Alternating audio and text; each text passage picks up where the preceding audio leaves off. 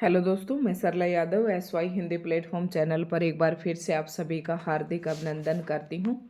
और आज की इस वीडियो लेक्चर में हम पढ़ेंगे विद्यापति। और आदिकाल मैंने शुरू कर रखा है। संपूर्ण हिंदी साहित्य का इतिहास जो है मैंने पूरा करवाने का आपसे वादा किया था। तो आदिकाल की अंतिम वीडियो है। इसके बाद एक अमीर खुसरो नाम से एक टॉपिक और आएगा। उसके बाद आदिकाल हमारा संपूर्ण हो जाएगा। तो दोस्तों, आज की हमारी क्लास नंबर 14 रहने वाली है। और अभी तक जो है हिंदी साहित्य जब से मैंने शुरू किया है तो उसकी 13 क्लासेस में अपलोड कर चुकी हूँ। तो उम्मीद करती हूँ कि आप सभी ने 13 क्लासेस जो हैं देख ली होंगी और अपने नोट्स भी बना लिए होंगे। बीच में दिवाली का त्यौहार था, इसकी वजह से हम काफ़ी थोड़ा सा डिस्टर्बेंस थी और रूटीन नहीं बन पा रहा था, इसलिए मैंने कल और परसों भी वीडियो नहीं डाली। तो आज की इस वीडियो लेक्चर में हम विद्यापति पढ़ेंगे और उसके बाद फिर हम अमीर खुसरो पढ़ेंगे। उसके बाद फिर आदिकाल हमारा संपूर्ण हो जाएगा और भक्ति काल की हम शुरुआत कर देंगे। तो दोस्तों, आज की वीडियो अगर आपको अच्छी लगे तो लाइक एंड शेयर ज़रूर करें। चैनल पर नए हैं तो चैनल को सब्सक्राइब ज़रूर कर लें। अब आप ये देखेंगे कि वीडियो किस किस के लिए महत्वपूर्ण रहने वाली है। ये बात और बता देती हूँ कि कौन कौन सी परीक्षा को मद्देनज़र रखते हुए हमने जो है हिंदी साहित्य पढ़ाना शुरू किया था। तो LT ग्रेड वाले बच्चों के लिए मेरे पास कमेंट आ रहे थे, उनके लिए उनका सिलेबस भी मैंने देख लिया है। और उसके बाद है TGT PGT एस्टेट जो हरियाणा वाले हैं उनके लिए, PGT एस्टेट भी है इसमें। उसके बाद EMRS वाले कैंडिडेट, इनका भी मैंने सिलेबस देख लिया था। तो सभी के लिए वीडियो बहुत ही महत्वपूर्ण रहने वाली है। और इन्हीं सभी के नाम से मैंने एक प्लेलिस्ट बना रखी है। उस प्लेलिस्ट में आपको ये 13 की 13 वीडियो जो है देखने को मिल जाएंगी। तो बिना समय जाया किए हुए दोस्तों, आज की वीडियो की मैं शुरुआत करती हूँ। विद्यापति सबसे पहले एक मतलब जो भी परीक्षा होती है वहाँ पर 1 नंबर का जो प्रश्न है अक्सर विद्यापति से पूछा जाता है। काफ़ी इम्पोर्टेंट टॉपिक है। तो विद्यापति के बारे में हम सब कुछ पढ़ेंगे कि विद्यापति के संबंधित जो महत्वपूर्ण प्रश्न बनने वाले हैं, जो उनकी रचनाएं हैं, ठीक है, सभी हम पढ़ेंगे।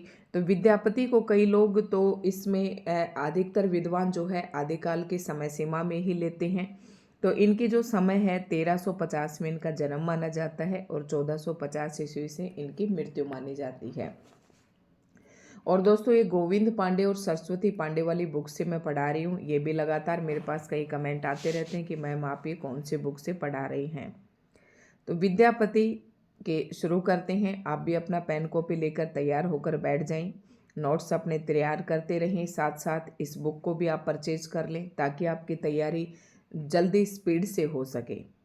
विद्यापति के गुरु का नाम पंडित हरि मिश्र है। वेरी मोस्ट इम्पोर्टेंट प्रश्न कई बार परीक्षा में पूछा जाता है कि विद्यापति के गुरु का नाम क्या था। तो आपको याद रखना है हरि मिश्र था। ठीक है। अगला पॉइंट है, विद्यापति बिहार प्रांत के दरभंगा जिले के विपसी नामक गांव के निवासी थे। अगर विद्यापति के जन्म की बात करें हम, तो विद्यापति जो बिहार प्रांत के थे और दरभंगा इनके जिले का नाम है, बिहार स्टेट के थे ये, और विपसी नामक गांव के निवासी थे। अब इनकी रचनाएं, इनके द्वारा जो रचित ग्रंथ है वो देखते हैं। और एक प्रश्न भी जरूर पूछा जाता है इनके रचनाओं को लेकर, क्योंकि इन्होंने कुछ रचनाएं संस्कृत भाषा में लिखी, कुछ रचनाएं अवट में लिखी और कुछ रचनाएं मैथिली में लिखी। तो ये पॉइंट बहुत ही इम्पोर्टेंट है। संस्कृत में इन्होंने लिखा शैव सर्व संसार और गंगा वाक्यावली। कई बार ये वाली जो रचना है ये पूछ ली जाती है कि किसकी रचना है, तो याद रखनी है ये दोनों ही रचनाएं जो हैं इन्होंने संस्कृत में लिखी। उसके बाद आता है अवट में।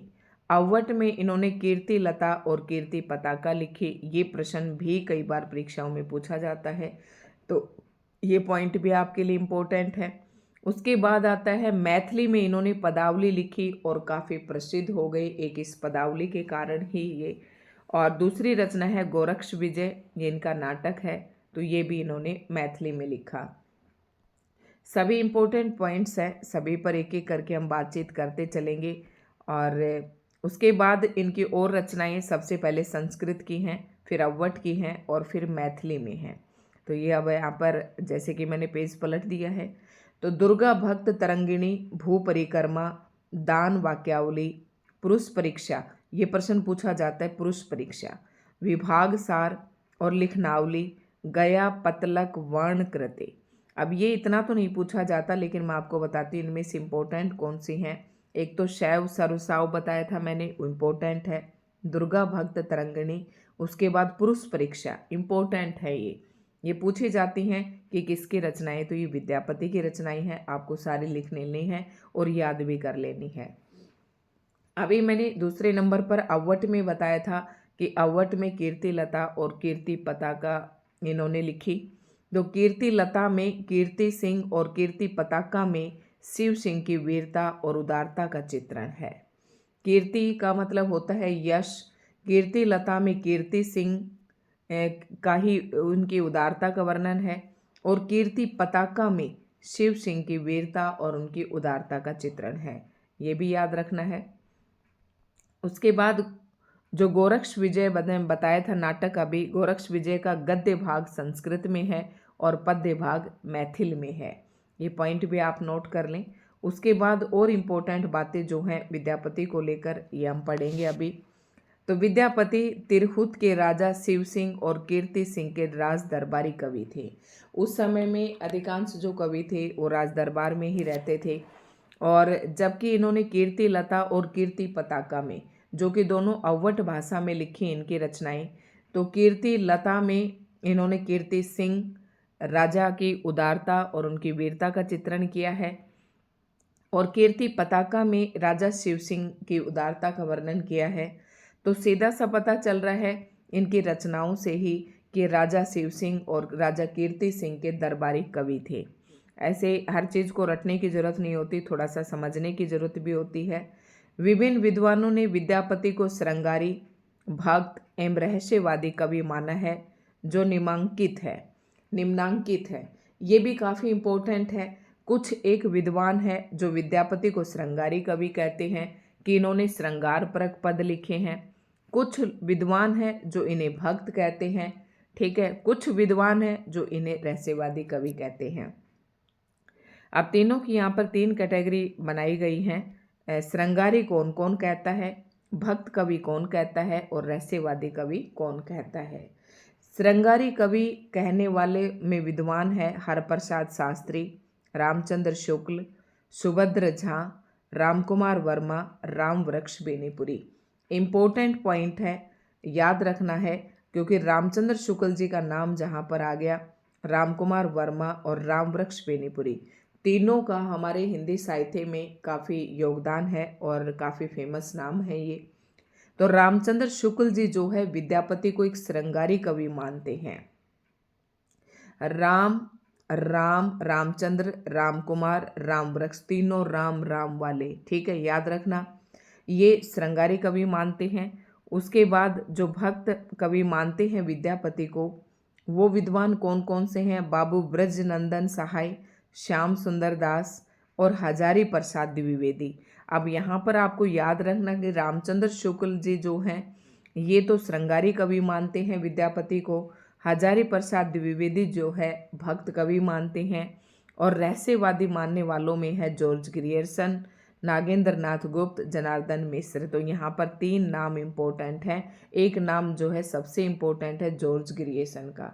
तो जॉर्ज ग्रियर्सन विद्यापति को रहस्यवादी कवि मानते हैं, हजारी प्रसाद द्विवेदी श्याम सुंदर दास जो है भक्त कवि मानते हैं, और रामचंद्र शुक्ल, रामकुमार वर्मा और रामवृक्ष बेनीपुरी जो है एक श्रृंगारी कवि मानते हैं। इसके बाद और भी इम्पोर्टेंट कवि जो बातें हैं वो देख लेते हैं। बच्चन सिंह ने विद्यापति को जातीय कवि कहा। ये प्रश्न भी वेरी मोस्ट इम्पोर्टेंट, इस पर जितने स्टार लगाएं आप लगा सकते हैं। बिल्कुल इस पुस्तक का एक भी जो पॉइंट है ना वो ऐसा नहीं है जो आपकी परीक्षा उपयोगी ना हो। किसी न किसी परीक्षा में कोई ना कोई प्रश्न जो है ज़रूर पूछ लिया जाता है। तो बच्चन सिंह ने, डॉक्टर बच्चन है ये, डॉक्टर बच्चन सिंह ने विद्यापति को क्या कहा है? तो जातीय कवि कहा है। ये बात आपको एज इट इज़ याद रखनी है। उसके बाद है महामहोपाध्याय हरप्रसाद शास्त्री ने विद्यापति को पंचदेवोपासक स्वीकार किया है। इनके कई सारे नाम हैं। आपसे पूछ ले कि पंचदेवोपासक की उपाधि किसने दी विद्यापति को, तो आपको नाम बताना है हरप्रसाद शास्त्री ने, ठीक है। उसके बाद सूर्यकांत त्रिपाठी निराला ने पदावली के श्रृंगारिक पदों की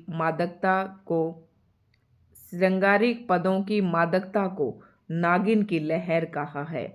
ये पॉइंट जो है काफ़ी इम्पोर्टेंट है और ये भी परीक्षाओं में कई बार पूछा जाता है, क्योंकि ये सूर्यकांत त्रिपाठी निराला जी जो हैं छायावाद के एक फेमस कवि रहे हैं। और जो विद्यापति ने पदावली लिखी मैथिली भाषा में, उस पदावली के अंदर जो श्रृंगारिक पदों की मादकता, मतलब इनके श्रृंगारिक पदों में इतना नशा है, इतना वो है, श्रृंगारिक पदों की मादकता को इन्होंने क्या कहा, नागिन की लहर कहा। तो ये कथन आपको याद रखना है, श्रृंगारिक पदों की मादकता को नागिन की लहर किसने कहा, तो याद रखना है सूर्यकांत त्रिपाठी निराला ने कहा है। उसके बाद आता है हजारी प्रसाद द्विवेदी जी। देखो बच्चन ने इनको जातीय कवि कहा, याद रखना है। सूर्यकांत त्रिपाठी निराला ने पदावली के जो श्रृंगारिक पद हैं उनको नागिन की लहर कहा। तीसरा नाम आता है हजारी प्रसाद द्विवेदी जी का। तो हजारी प्रसाद द्विवेदी ने विद्यापति को श्रृंगार रस के सिद्ध वाक कवि कहा। आप कितनी ही किताबें ले लें, किसी के भी नोट्स ले लें, यही सब प्रश्न आपको चारों तरफ मिलने वाले हैं। तो श्रृंगार रस के सिद्ध वाक कवि किसने कहा, याद रखें, हजारी प्रसाद द्विवेदी जी ने। और हजारी प्रसाद द्विवेदी जी जो है इन्हें एक भक्त कवि मानते हैं। पीछे की बातों को भी इस तरीके से आप रिलेट करते हुए पढ़ते चलेंगे। आचार्य शुक्ल ने विद्यापति के संबंध में क्या लिखा, वेरी मोस्ट इम्पोर्टेंट, जितने स्टार लगाएं इस पे आप लगा सकते हैं कि ये कथन परीक्षा में आपसे कैसे पूछा जाएगा। इसका जो ये कथन है रामचंद्र शुक्ल जिसका, इसकी एक दो लाइनें दे देंगे आपसे और पूछेंगे कि ये कथन किसका है। तो आचार्य शुक्ल ने विद्यापति के संबंध में लिखा है, आध्यात्मिक रंग के चश्मे आजकल बहुत सस्ते हो गए हैं। क्योंकि जो मन में आए ना, इनका भाव समझना, फिर उन्हें चढ़ाकर जैसे कुछ लोगों ने गीत गोविंद को आध्यात्मिक संकेत बताया है, वैसे ही विद्यापति के इन पदों को भी ये इन्होंने एक करारा व्यंग्य किया। और इस किस बात पर व्यंग्य किया है, जो विद्वान इनको भक्त कवि मानते हैं, तो जो भक्त हैं वही आध्यात्म में से जुड़े हुए हैं। तो ये कहते हैं कि आध्यात्मिकता के चश्मे जो है काफ़ी सस्ते हो गए हैं, जो मर्जी आए चढ़ाकर, और इनको इनके पदों को भी क्या कह देते हैं, आध्यात्मिक कह देते हैं। अभी मैंने थोड़ी देर पहले बताया था कि आचार्य रामचंद्र शुक्ल जी जो हैं विद्यापति को एक श्रृंगारिक कवि मानते हैं। ठीक है, याद रखना है ये कथन किसका है, तो ये रामचंद्र शुक्ल जी ने कहा विद्यापति के संदर्भ में। अब बात आती है एक प्रश्न, यहाँ से भी प्रश्न पूछा जाता है, कई बार प्रश्न पूछा जाता है, क्योंकि विद्यापति को मैंने बताया था कि कई उपाधियों से विभूषित किया गया है। कोई किसी नाम से पुकारता है, कोई किसी नाम से। तो इनको कौन कौन सी उपाधियां दी गई ये देख लेते हैं।